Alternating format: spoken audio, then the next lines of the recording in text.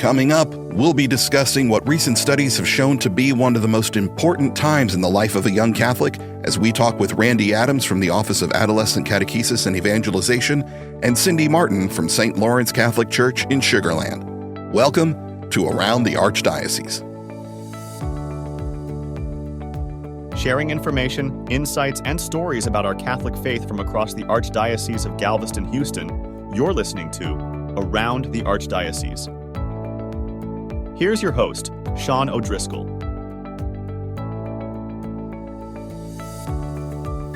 Hello and welcome. Thank you for joining us for this week's episode. Many of us have either read or heard about the numbers of young people leaving the church. Studies from the Pew Research Center have shown that 50% of millennials, that is those born between 1981 and 1996, 50% who were raised Catholic no longer identify as Catholic today. And in fact, only 7% actively participate in their faith, meaning attending Mass at least once a week and praying during the week, etc. Now, a 2018 study on young adults leaving the Catholic Church, which was conducted by St. Mary's Press, found that people stopped identifying as Catholic at a median age of 13, long before they ceased attending a parish. That's around 7th or 8th grade. So today, I'm going to be talking with Randy Adams, an Associate Director in the Office of Adolescent, Catechesis, and Evangelization, and Cindy Martin, who's the Junior High Youth Minister at St. Laurence Catholic Church in Sugar Land, to find out what we're doing as a diocese and in our parishes to address this situation. Now, even if you don't have junior high age children in your home or in your family right now, I would encourage you to listen to this episode because we're talking about the future of the Catholic Church in the United States. And there are great insights in this discussion that we can all use in our interactions with young Catholics. So, without further ado, let's start the show.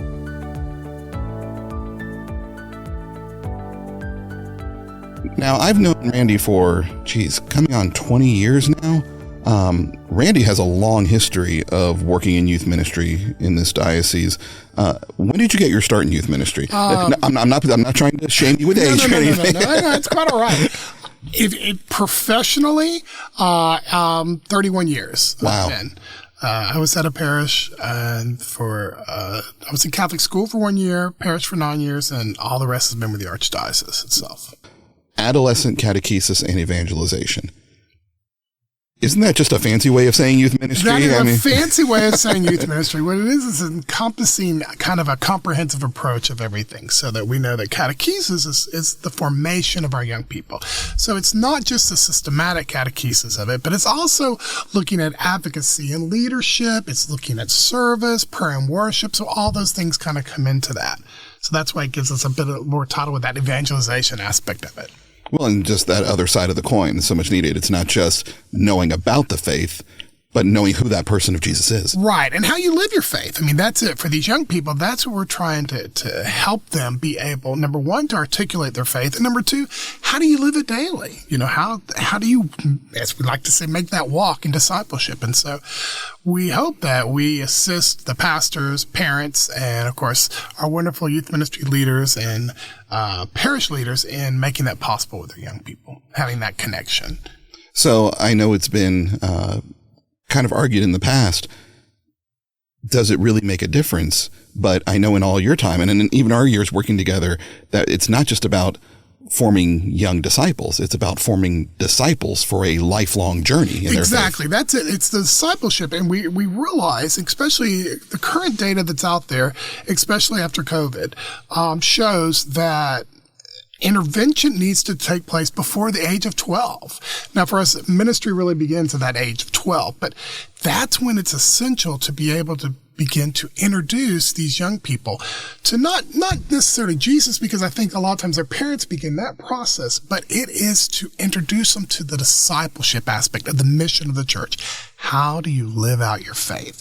It's easy to know your faith. They can memorize something like on Jeopardy and give you the answers, but how do you apply it to your life? And so that's what our whole purpose is to help those young people apply it to their life. It's also helping them in the process as they mature to go from concrete thinking of black and white to now abstract thinking of being able to, how do I apply that? How do I recognize that? as something that I'm going to live out my whole life in doing as well. And that's something we see culturally and in society is we see all these influences pushing younger and younger on our teens. It used to be, in college, you'd have to face a lot of these issues, and then it became in high school. And now it really is in junior high. They're confronting issues of, peer pressure and sexuality and, illicit behavior that wasn't something they had to deal with in the past. No, it wasn't. You realize that it used to be funny that you would say a trend would start out in college. So the college trend would start. And then maybe 3 to 4 years later, high school would pick up the trend. So the high school's got the trend. And then after that, it would be the junior high kids. They would begin to start it. So they were usually the last. So by the time a new trend started in high school, the junior high are trying to round it out. But that was it. Well, now that's not the case. With social media, instantly, whatever may be happening on a college level is happening in the junior high level. And the whole aspect of maturity is gone in that sense. They're being exposed to things that in the past we would never dream of being exposed to because of the influence of social media. And so it's how do we address those issues with our young people? How can they realize, here's what I'm seeing, but here's what reality is. Here's what truth is. And so that's what our focus is kind of help them that. And we know now with the alpha generation, which is coming up. So these are our young people now that are hit age 12 that are coming into the middle school system. So the alpha generation, you're talking after Gen Z, which we hear so much about, would be Gen Alpha. With Gen Alpha. And Gen Alpha is the generation now that we're having. So Cindy and I would be the ones, we're beginning to see these first. So those who mainly work with high school, they're still within the Gen Z, but we're now going to experience this new group. And the interesting thing is that this group is so different in terms of what the sense of isolation of COVID has done. One of the things that we notice is socialization skills. They don't have a lot of it. They want to, but they don't know where to start. And so one of the things that we've got to walk back that we never dreamed of doing before is how do we teach sometimes basic socialization?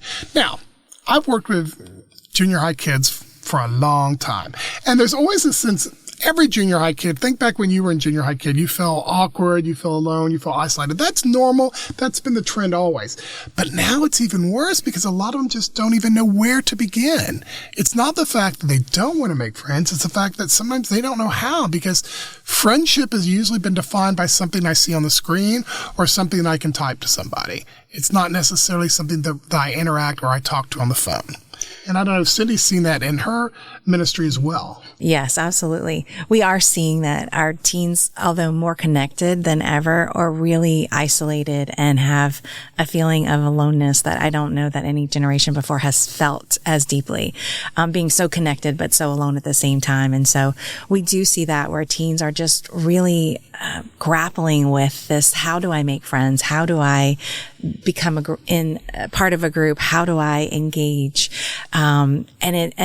It's awkward. I mean, middle school is awkward in general, but that on top of it makes it really hard.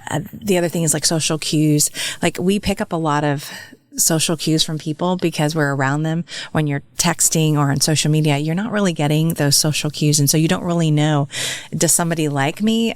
Do they not like me? Or how should I adjust my behavior because of that? So it's kind of a steeper learning curve for them. And so they are really just looking for a place that they can belong, they can feel seen and known, and just having a place where they can come and people know who they are and want to be with them. And that's what our youth ministry program does. Now, we know St. Lawrence is one of our larger parishes in the diocese. How big of a program are we talking about? We have about 320 middle schoolers that come on a pretty consistent basis to our Okay, I got to stop you for a second.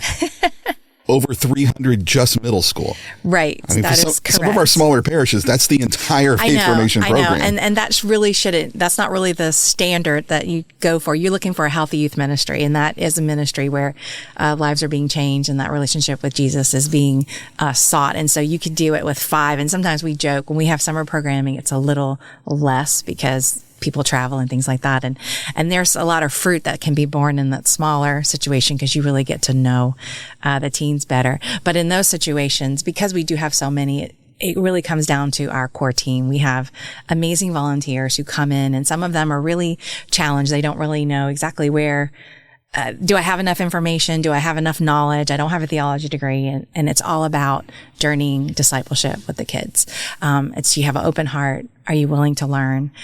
Do you pray a lot? Are you willing to pray for this ministry and for the teens that you're going to disciple? And so that is really, what makes us so successful. It's our core team, our parish leadership, our priest. Father Drew Wood is legendary in youth ministry. He has pretty much written the book on how to have a successful parish and incorporate that teen enthusiasm.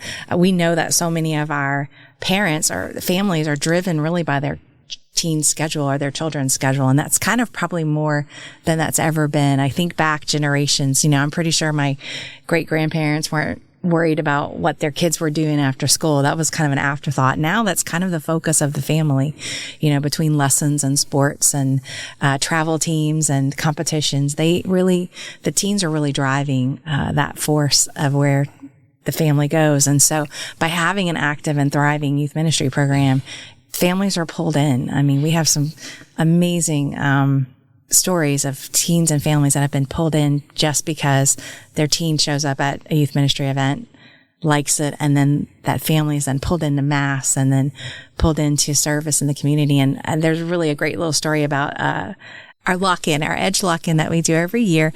We had a young lady share in one of our prayer situations that her family was not going to church. She decided to come to an Edge event with one of her friends. She loved it. She kept coming, and we talk about Mass and the importance of going to Mass. And her family started then going to Mass together as a family. They got involved in the parish, and she became an altar server. And so all because she just kind of jumped into one of our programs. And so there's a lot of fruit that can be born from ministry with young people, because like Randy said, there's research that says at 13, they've decided whether they are in or out on their faith, and not just the Catholic faith, but pretty much in general, whether I'm going to choose to believe or not. And so if we don't plant those seeds and show them that this is the way, this is the truth, we could lose a whole generation. And so what we do is so important. And that's it. So when you look at ministry, so we're looking at that age from 12 to 18. So sixth graders coming in. So it's imperative that we get them, those sixth graders. So like Cindy just said, the news studies say at 13, they've made up their mind one way or the other. So when we get them at 12, we're beginning to start to help them to see the importance of the faith in Jesus in their life. And Cindy touched on a really important point about journey. We journey with them. So her core team journeys with them. This is not where you sit and you lecture to a young person and hope they're going to hear it, because they're not. We're not. I'm 58 years old. I'll just let you right now. After about 10 or 15 minutes, if you're still talking at me, I've pretty much tuned out to what the grocery list is for tomorrow. So it's imperative that we let our young people know that we're here to journey with them. One of the things that we've emphasized is the key word accompaniment, so that you accompany a person on their way. We use the road to Emmaus as that example. When Jesus was walking with the two new believers and telling the story, and Jesus is listening to their telling of the story, and then Jesus, in the breaking the bread, shows that he's really there. It's accompanying our young people in that way so that they can begin to explore the faith in greater detail, and of course in accordance to their age, so that we take that journey with them in our lifelong faith formation process. And each time, as they begin to grow, as they begin to experience new things, then our people on the Lord that are walking with them help them to experience those things together and get a better understanding of it. Because social cues are something that's really interesting now, whereas we kind of knew this. Now, again, think about your junior high dance when you were a kid. At a typical junior high dance, boys are on one side. I'd rather not think about this, Randy. Yeah, it's okay. It's kind of sad sometimes. The boys are on one side, girls on the other. And so they're looking at each other. No one's ready to make a move yet until you have that first couple, that brave couple that goes out and that begins to dance. Then you begin to see the interaction. The girls are going to dance their little circle, and then some of the guys will come to walk up, and they'll get them active and working together to now all of a sudden begin to dance. With the young people we're experiencing now, they don't even know what that means. They either see on social media, which they may be getting the wrong message of what that, so they're now going way too fast in that, or they just feel totally awkward and don't understand it. It's so funny because last night I was at basically a family and friends Christmas party, and there were two junior high kids there, and they are friends. They came together. And it's typical, because I've seen my own daughter do this. They're literally sitting next to each other, and they're texting each other.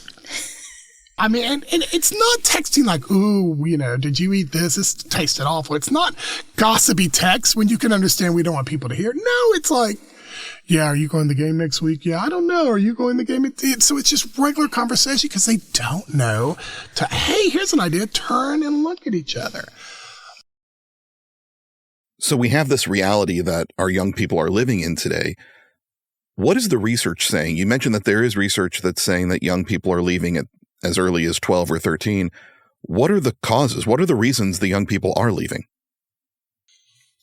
So two of the things that research has said that really kind of dictate or there's a reason that people are leaving their faith. One is just a doubt that God actually exists, not really even knowing if that is true. And two is the science controversy, science versus religion. And the beauty is that we can answer all those questions. We have answers for all of them. And I tell my teens that a lot. The Catholic Church has the answers you seek. You just have to look and keep asking. And that's kind of the beauty of what we do. It's called relational ministry. It's like Randy said, it's really not a textbook or someone, giving you facts and information. It's not theology class. I have a lot of parents that tell me my teen takes theology at school. Do they really need to come? And I'm like, well, do they need to do math outside of, algebra class? Probably. So you need to kind of learn to do that in the real world. How do you do that with your family? How do you do that with your friends? How do you do that, outside of theology class? So, it's all about relational ministry. And that really entails people, like Randy said, journeying, discipling with, each other. And the way we do that is through our small groups. Teens come in and they have the ability to sit with leaders, adults who are like-minded in faith and really care about them. And the whole idea is that they're loved, known, and seen. And we want that to be this is their home. This is like their little family. And we kind of encourage that. Your small group is your family. It's that place to ask those tough questions. Like, I don't even know if I believe in God. Sometimes we'll do a survey at the beginning of the year and say, where are you on a scale of 1 to 10? Do you believe? Do you have, do you kind of believe? Where are you in your faith? It's an okay place to say, I don't know if I even believe, but I'm here. Maybe my mom made me come, and that's okay. We'll take that, and we can work with that. And so it's okay. So the small group is this really close knit little community, that they can really just share those hard questions. And the other question is science. And I heard Father Mike Schmitz do a really great explanation of, how science and our faith work so well together. He talked about, if there's a chocolate cake sitting on the table and, we're all looking at it, we can all agree it's a chocolate cake, right? We know what it is. We know pretty much what the ingredients are. So we know what it is and we know how it was made. The questions that we don't know is who made it and why was it made? And that's where science is the what, and the how. And our faith is the who and the why. And so they fit together perfectly. And so when teens actually can see that, a science is not at odds with our faith is, God made science. God let us discover all these amazing things about our world. They fit together beautifully.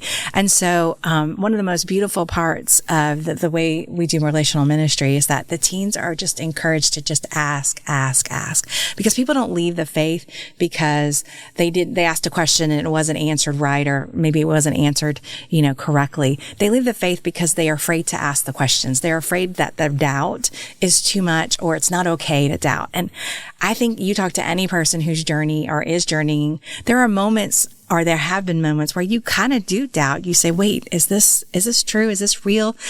How could this be? And then your faith is what brings you to the next level. Or you talk to people that reassure you, or you read scripture and you read the catechism and it's like, yes, okay, that makes sense now. I understand it. And I always tell my teens, if you have a question and you don't get the right answer, or you don't feel like that settles your soul, it's okay. Keep asking the question. And my core team a lot of times are very worried. What if they ask the hard questions? What if they ask that question I don't know the answer to? And I always tell them, it's okay to say, that is such a good question, because middle schoolers will come up with the best question, the most specific example of something you think, I don't even know if that's ever happened or will ever happen, but I understand it's a question that you have. And so we want to answer it. And so as a core team member, we'll say, or I encourage them to say, that is such a great question. I love that you're thinking about that. I really want to get you the right answer for that. So let me research it. I'm going to talk to some people. I'm going to do some research. And next week I'm going to come back and I'm going to give you what I've found. And I've never had a teen be like, well, you don't know the answers. I'm out of here. They're always very impressed that you are willing to do research for them outside of this small group time, that you care enough to go find the information for them. And they think, wow, I'm so good. I asked a question that maybe they didn't know right away. So maybe I'm very smart and I'm, progressing in my faith. So it's just an opportunity for them to just be comfortable. And that's what we're trying to do in our relational ministry, is just allow them that comfortable space where it's people that are just like them. It's their peers, and it's an adult outside of their family, who cares about them and really likes them and wants to journey with them. And actually there's other research that says that, and this is done by a Protestant organization, but they said that if a teen has a relationship with an adult who shares their faith outside of their family, so other than their parents, they are so much more likely to continue in their faith. And so when we do youth ministry, that's what it is. It's just adults from our parish that are coming in, and you get to meet people you'd have never met before in your parish. They might not be friends with your parents, but I promise you, after you've been in their small group for a year or two, and sometimes we have small groups that start in 6th grade and they go all the way through 12th, which is amazing. I mean, you think about that, you've got these amazing adults and amazing teens that are journeying together for all of their middle school and high school lives. I mean, what a support system that is, for your teen and for you as a family. When we've had parents reach out, I think my teen's struggling with this, and the core team member can speak into that and journey with that parent and journey with that teen through a difficult situation. A teen says, I'm afraid to tell my parents that this is happening in my life, or I might need help with something. That core team member can actually journey with and walk with that teen to help get them to a place where they feel comfortable talking with their parents, give them the words, give them the opportunity. So it's just a beautiful way to bring our teens to a place where it's not just a class. It's not just a teaching time. It's a discipleship time, a journeying time. You brought up something very key in there, that at this age, start looking beyond the family for role models, for guides, for people to help them to grow, expose them to new ideas. That's naturally, that just comes naturally for us in our development as human beings. How important is the role of the family during those junior high years? They want to pull away. They're looking for something else, but the family is still that foundation of that faith life. How do you keep the family involved without kind of pulling the kids away and kind of saying, well, here's our little youth enclave over here. You send your kids, we'll take care of them. How do you make sure the parents keep a vital role in that process? I think the key thing is to recognize, and we've said this over and over, about the parents are the primary catechists. So they're going to learn their faith. Now, a couple things about Alpha is that Alpha may experience for the first time where parents don't have a strong definition of their faith, but they may want their young children to be present in it, but not necessarily live it. And so that's a balance we have to have in helping the young people there. But I think parents play the important role of being that supportive aspect for them.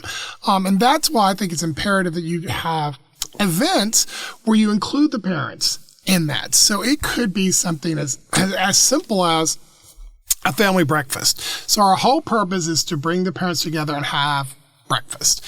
We used to do something where we called them Family Sundays. And so a Family Sunday, and it wasn't a drawn out, we're still going to have someone come and present a 40-minute lecture to the parents, because that doesn't work with the parents either. It is, you're coming in, you're having breakfast as a family of other families. There may be one or two questions that are posed. This is maybe our topic that you discuss as a family. There may be an activity, a game that they be able to play together. And then it's trying to give the parents, as well as you're giving young people, but you're also helping the parents in this journey. So you're going to journey with them. One of the things we also know is important is a couple things have happened is that we no longer have an extended family around us like we used to. As parents move to different towns to take jobs, the young people may not be around any relatives except for their family. And so it's also the importance of how do we create an extended family to help them. And so the church can play an important role with that. We have some parishes, for example, that do the adopted grandparent role. One of the things that I've always been adamant about with core teams, and a core team, for those who may not know, a core team is looking at, it's people that make up, that help you and support the ministry. So they may be helping out and leading small groups, as Cindy says. They may be just helping out and doing retreats, or just a game night or an event that they're there to help and to journey with the young people. Is to have intergenerational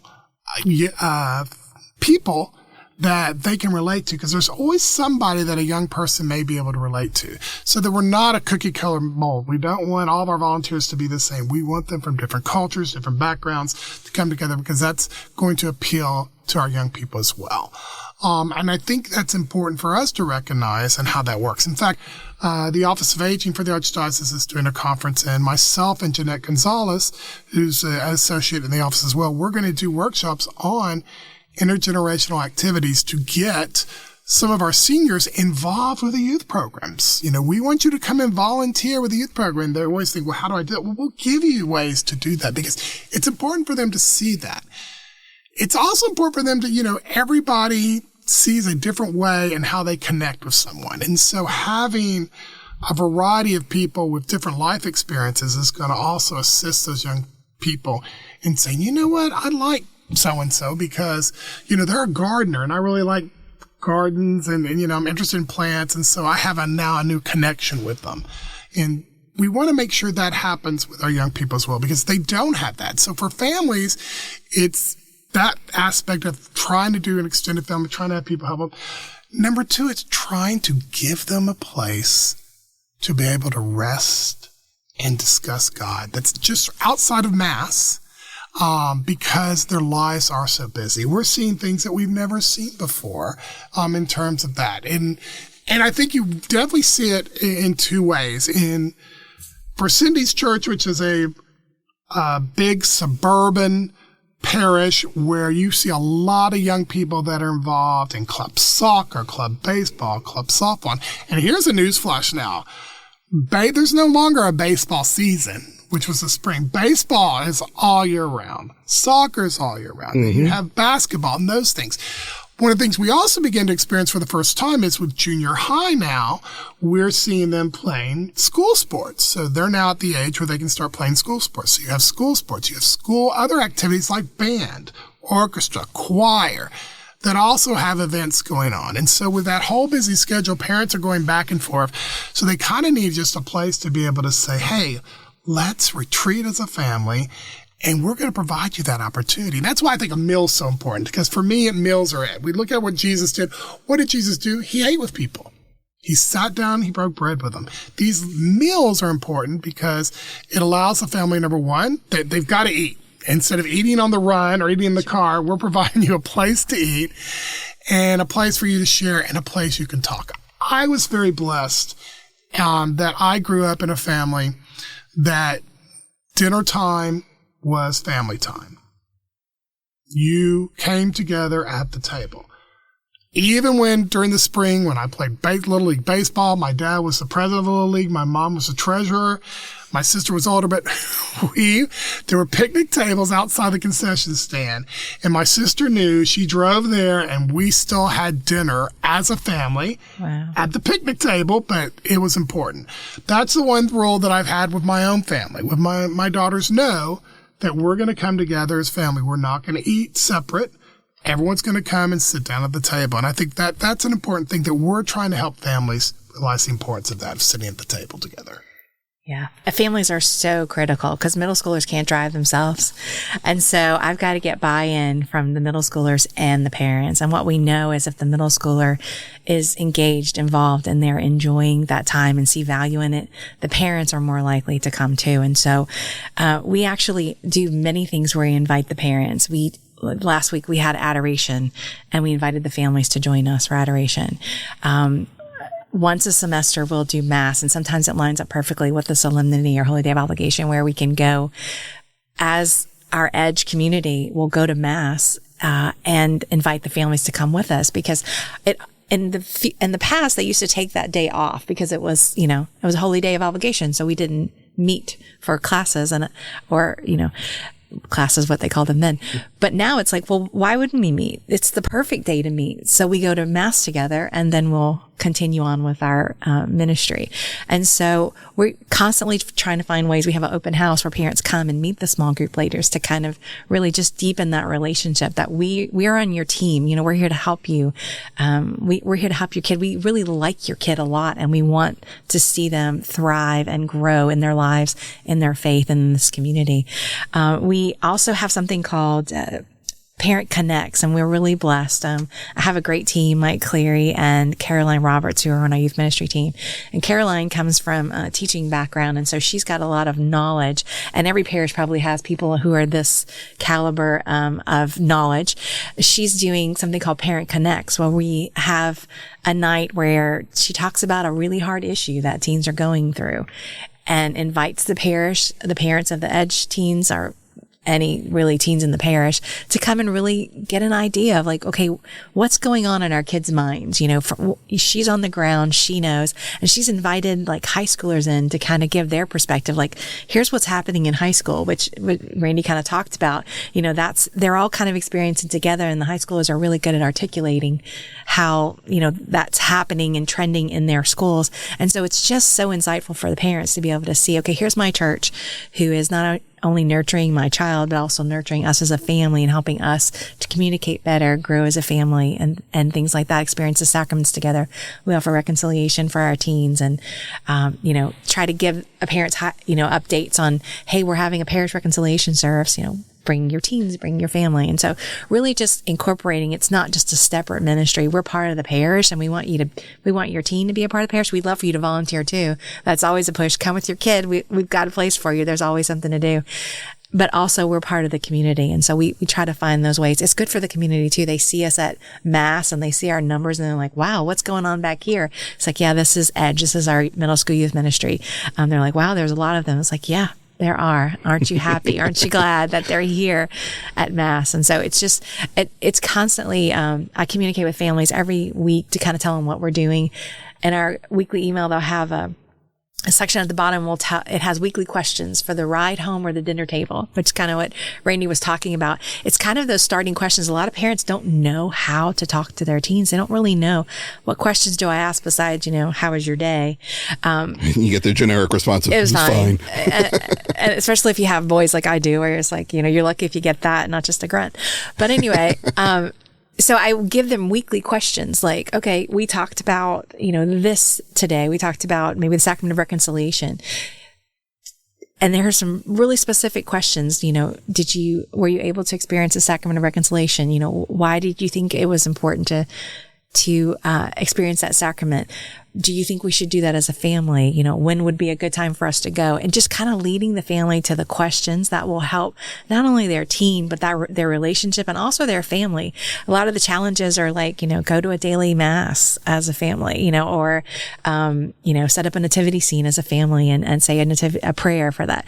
It's just really just challenging the family just to go a little bit deeper. In Edge ministry, in middle school, we're really, big on experiencing different forms of prayer with the teens. I want to introduce them to all different kinds of prayer, rosary and angelus and adoration and, act of contrition, like the liturgy of the hours. We do a little bit of everything so that when the teens are finding their way to pray, that they have all this plethora of, prayers and a tradition in our faith to pull from, and trying to ask the families, hey, how about this week you guys pray this prayer together? And so it's not just a separate ministry. We're a part of the parish, we're part of the family, and the families are a part of our church. So I know for many, junior high is kind of seen as this transitional period, not quite a child, but not yet a teenager. I know COVID really threw off a lot of that development, and yet within a parish program, we recognize that these young people are coming out of an elementary program and are going to be going into a high school program. What do you do at St. Lawrence to kind of prepare them for that transitional aspect and prepare them to move forward with their faith as part of a lifelong journey? I think one of the things that from the Archdiocese standpoint, and I know something that Cardinal DiNardo and both Bishop Idolo are very much huge supporters of youth ministry. For Cardinal DiNardo, throughout his time here, he has said that the youth are not the future, the youth are the young people in formation today. And how they contribute to the church is extremely important right now.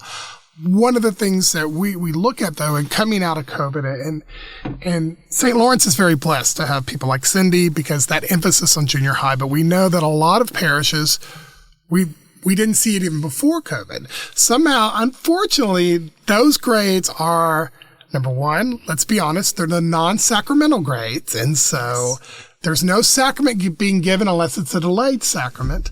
And so, as a result, we don't see a lot of kids that they leave after First Communion and they don't come back till their ninth grade when they're now going into the confirmation program. So with middle school, as we go back to the very beginning of our conversation today of the importance of that age 12 and 13 and making a decision, we need to make sure that we are helping connect with those young people. And that sometimes it's parish resources. As COVID came back, some parishes still are trying to recover from resources. The emphasis becomes on high school ministry, and there may be someone to help out. And you may have one single youth minister that's trying to do everything and doesn't have the ability or the time or the volunteers. And so what are we doing to help them in that process? Because again, if we lose them, they're not going to come back in high school. And that's the thing we keep trying to tell people, but they're not going to come back. If you don't put an emphasis on them, they're not coming back. Because that's what we're experiencing for the first time.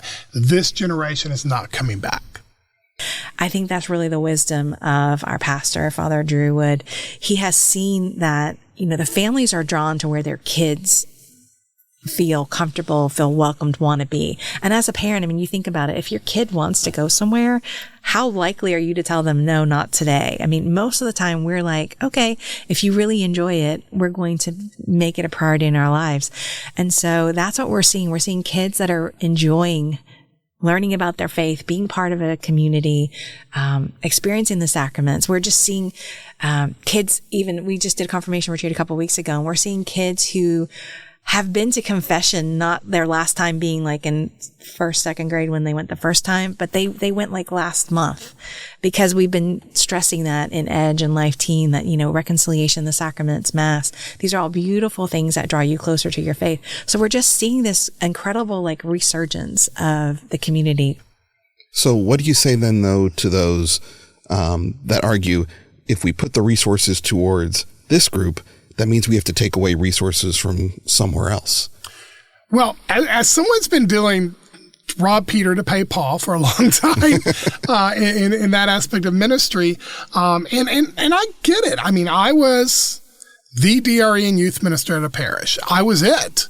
And I did basically almost womb to tomb. The only thing I didn't have to do was RCIA. So everything else was it. I realized, though, if I didn't address those middle schoolers, no matter what I would do with the other things was going to work. But there was a way you could do middle school on a budget. You really can. Because as Cindy pointed out, once parents are interested, they're a lot more willing to donate or to assist or to help. The other thing is time commitment and looking at with junior high. And part of it is we know, and Cindy's pointed out as well, that aspect of socialization. So let's provide them a place to be able to socialize. A lot of times socialization doesn't necessarily mean you've got to put money for it. It doesn't mean you have to go out and we're going to go bowling or it could be we're going to do a games night here at the church where we're providing a place for the young people to do. The Archdiocese, that's one of the things we're here for. We're here to help you do that. We're help to give you resources to do that. It may not be financial resources, but it's the knowledge and skill resources that we can bring you.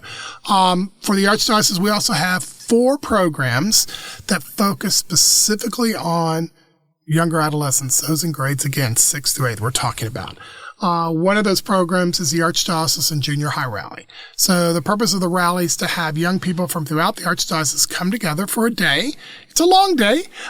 We start at 10:30 in the morning. We end at 9 o'clock at night. But they come together to learn about their faith. So each year there's a new topic, a new theme.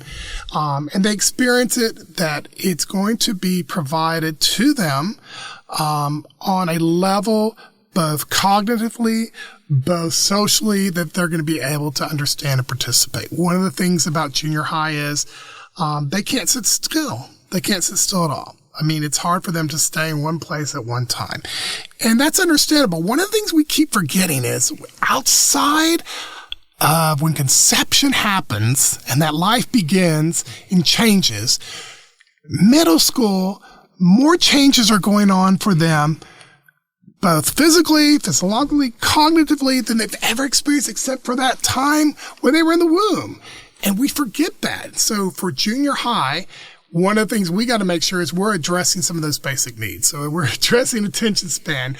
We're addressing the need to be able to get up and stretch and move. We're addressing the need to eat. So junior high rally, basically about every 30 or 45 minutes, they are physically moving. And in many cases, they are moving a room. They are moving to a total new experience. We have, for example, service projects. So part of the day, they're going to do service project. We have what's called our Grand Midway, which has games and craft activities and inflatables. So they'll be able to run around and get that out.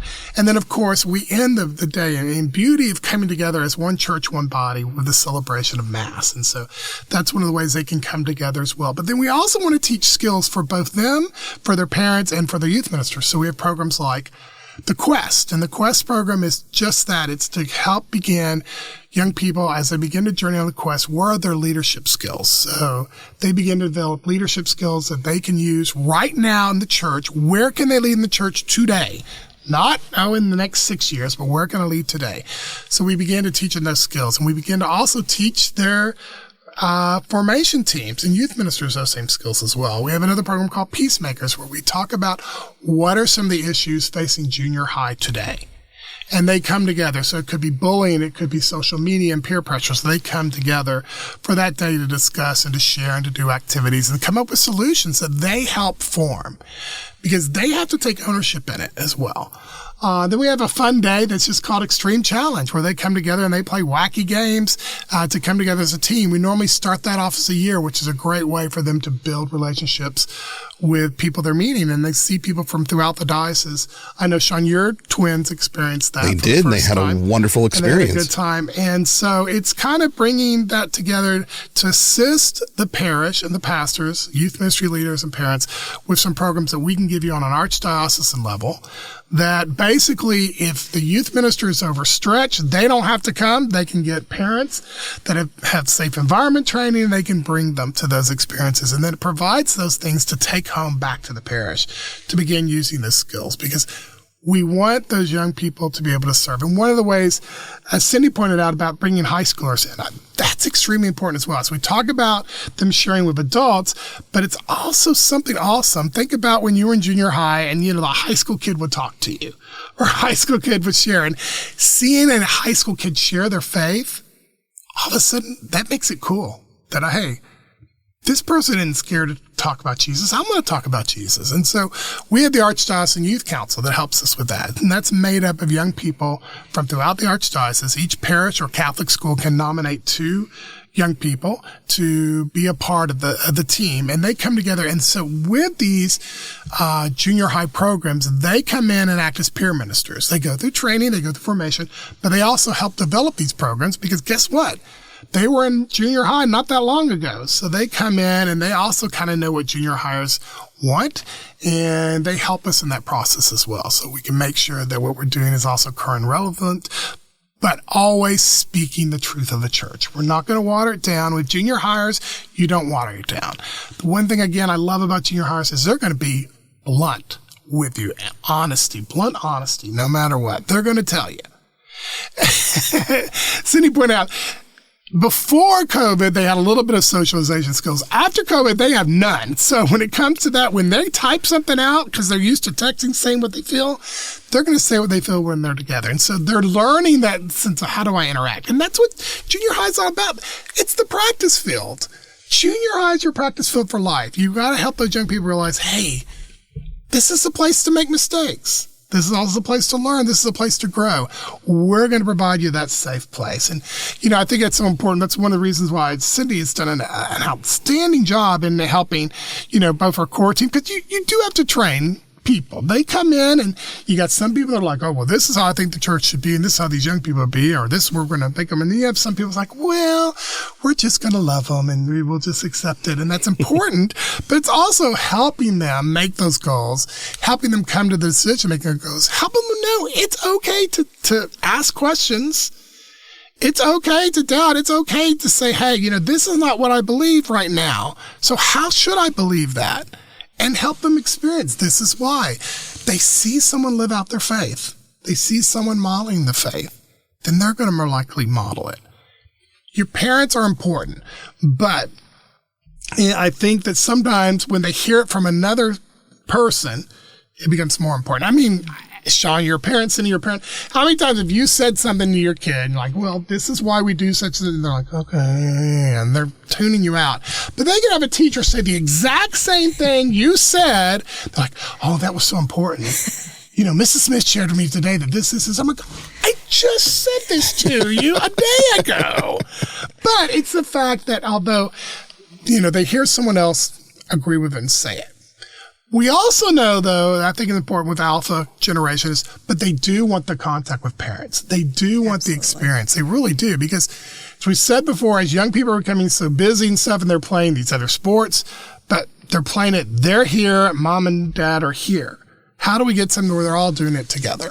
Right. And so that's where the importance of we help to kind of provide them that. St. Simon and Jude, which is my home parish, does a great job with their family ministry there, and the importance of that. And Father Pat has made that emphasis with Rena Villa, who's our faith formation family aspect, and putting that together and putting those together, as well as our youth ministers with Rafina and Rachel, and that they come together and they provide these family nights, a family movie night. They just had family Christmas movie night. So they come together. They were hoping to do it outside like a drive-in, but it didn't work because of the rain. They come together, wear your pajamas, bring blankets, and we're going to have hot chocolate and food. I mean, these are things that you can provide families. It's not saying families come and learn about, this. It's we're providing you an opportunity to experience as a family. So I think that's the important way. From that point, then, as families begin to want to explore more about their faith, now we have a way to help them do that. And so I think that's the important thing is when we're reaching out to these middle school kids, that's the important thing that we have to do. What can the average person in the pew do to support, whether it's a middle school ministry program or just young people in general in their parish, if they kind of look at themselves and go, I don't feel called to work with that group. I'm glad there are people who do that, but that's not going to be me. What can they do? What are you looking for support from them? I think you should never doubt that God's going to put you exactly where you need to be if you're asking the question. I did not think I would ever be a middle school youth minister, but here I am. And I absolutely love it. Middle schoolers are just ready for pretty much anything. They're game for whatever you throw at them, which I absolutely love. Usually they're ready to do the silliest game or the smartest game.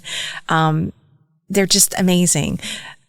But don't think just because it's not where you should be that you can't be a vital part of that ministry.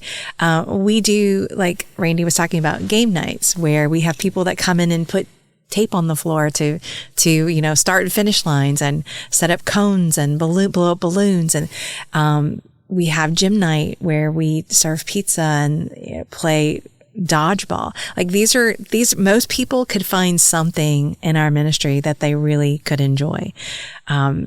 There's game planning, there's adoration planning, there's helping us reserve seats for mass. I mean, there are so many little parts. We always joke in youth ministry, it's like we pretty much do everything. There is so much planning that goes in, it's liturgy, it's, theology, it's, a game coordinator, it's personnel. I mean, it's like there's so many moving parts to the ministry. Even someone just who likes spreadsheets. I mean, that's a huge need for us. Like somebody who can just make the spreadsheet work for us. Like who registered, who didn't register, who's coming, who's not coming. Like those are huge needs that your parish could use you. I mean, whatever your skill is. I mean, my core team is made up of some of the most interesting people in the world. I mean, they could be in commercials. Like I have an anesthesiologist, I have teachers, I have people who work in the medical supply industry, I have engineers. I mean, so if you say you can't work with middle school, I say you haven't tried, because I have people from every walk of life who find that little child in themselves and just let go. It's really about letting go. I mean, middle school youth ministry is a place where you can really be as ridiculous as you need to be. And nobody really cares. The middle schoolers don't really mind. And so, worried. And like, to me, adults scare me a lot more because they're way more judgmental than middle schoolers are. They're, it's gone today, here today, gone tomorrow. They're very forgiving if you are silly or goofy or, say the wrong thing. They're like, whatever, and they move on. So there's always something that you could do. And I rely so heavily on, volunteers. I have between my high school youth, that volunteer and my adults that volunteer, I probably have 80 people. Wow. that minister to these teens. So it's not me. And so I know parishes are strapped a lot of times. And if you're the DRE and the youth minister and you're running Edge in high school, you've got to reach out. I remember when I first got this job, I got on the phone and I called every single person that I knew in my parish. And we have a big parish. I called every person I knew. I just looked through the database and I called every single person. I know you've never worked in middle school ministry, but we're starting back up again and we really need your help. And people came because I had that personal relationship with them. I knew them from other things. And if you're going into a new parish, sometimes that's a little hard to get traction, but ministry is relational. And Jesus was relational in his ministry, right? How did he get people? He talked with them. He journeyed with them. And that's how you find your volunteers. They're not going to fill out a form and say, yes, I want to volunteer. They need that personal invitation. So the way to, get over that hump of not having enough time, enough energy, enough resources is you've got to go into your community. There are people that are waiting to serve. There are people that don't know that you need, somebody that's good at spreadsheets or somebody who can plan a game or can, lift heavy boxes, for whatever it is, or blow up 300 balloons, which I'm getting ready to do for our spring kickoff. These are things that anybody can do. And I've seen the beauty of people really enjoying serving, especially if they don't love the idea of being in a small group. They love being on the periphery and just being able to serve in a different way. And so really don't limit yourself to thinking that, I don't have enough volunteers. I can't do it. I mean, you can do it. You really can. Ask for the Holy Spirit's guidance. Pray. Go to the Adoration Chapel, sit in front of Jesus and ask him, how do I do this? And he will open the way for you. He will show you how to make this happen. It's just so important. Just going back to, if we don't catch them in this age group, we could lose them forever. And that's not just our Catholic faith. I mean, that's eternity with God. That's what we want. I keep thinking, my job has eternal consequences. I mean, how many people can say that about what they do every day? Eternity, these children's, eternal resting place, it's going to be with God or it's going to be somewhere else. And I want them to be with God. And so, you have to think about that in that terms. It's not just this getting the sacraments, not checking off the boxes. It's not just attendance. It's are we leading them to Christ so that they can, be with him for all eternity? That's what we really want. And so, there's a way. Where there's a will, there's a way. And if you got God, it can happen.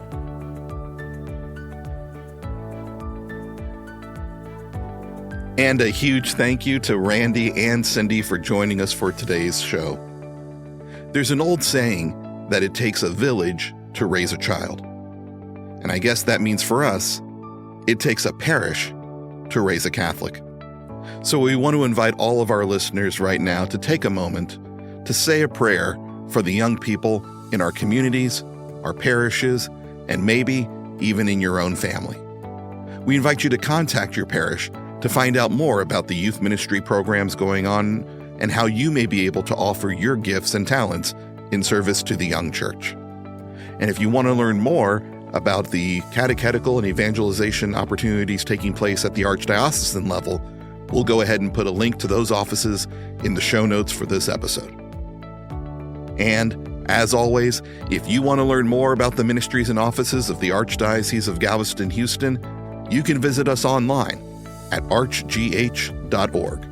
That's archgh.org. Thanks for listening. We'll talk to you again soon, here on Around the Archdiocese.